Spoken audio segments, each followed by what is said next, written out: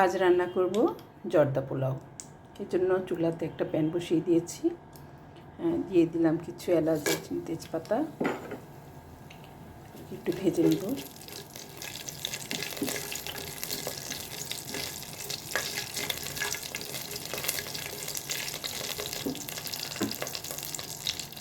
দিয়ে দিলাম কিছু কিশমিশ,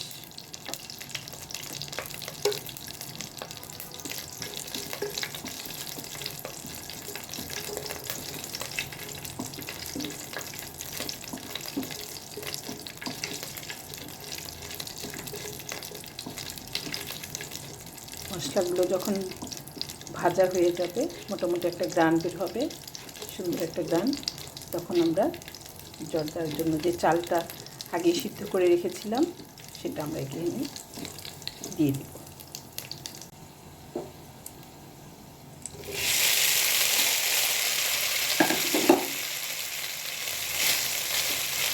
চালগুলো আমি 80% সিদ্ধ করে আগিয়ে রেখে দিয়েছিলাম।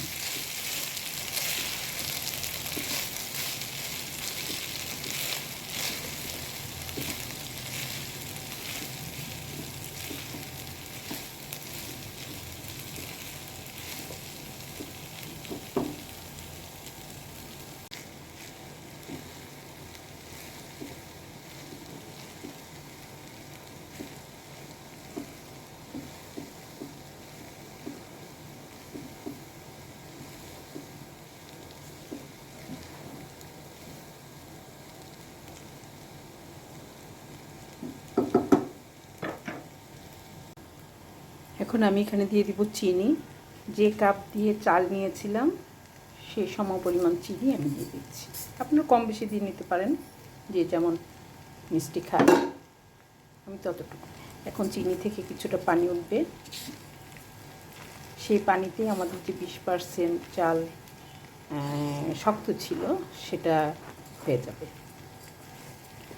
চিনিগুলো আমি চালের সাথে মিশিয়ে দিচ্ছি।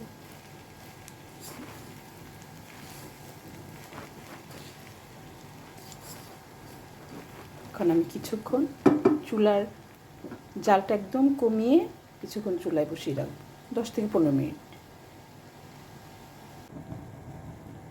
ঢেকে দিলাম, ফিরে এলাম 15 মিনিট পর।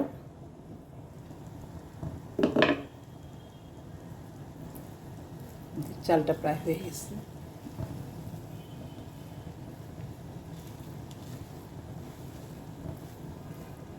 দেখেন কেমন ঝরঝরা হয়েছে।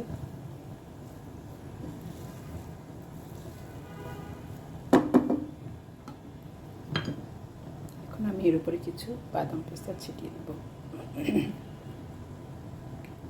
ছোটো ছোটো মিষ্টিও দেওয়া যায়, সেটা আমার আজকে ছিল না তাই আমি দিতে পারিনি।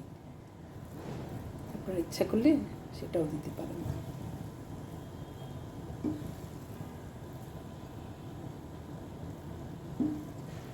হয়ে গেল মজাদার ঝরঝরে জর্দা পোলাও। আপনারা ট্রাই করে দেখবেন। সবাই ভালো থাকবেন, সুস্থ থাকবেন। আল্লাহ হাফিজ।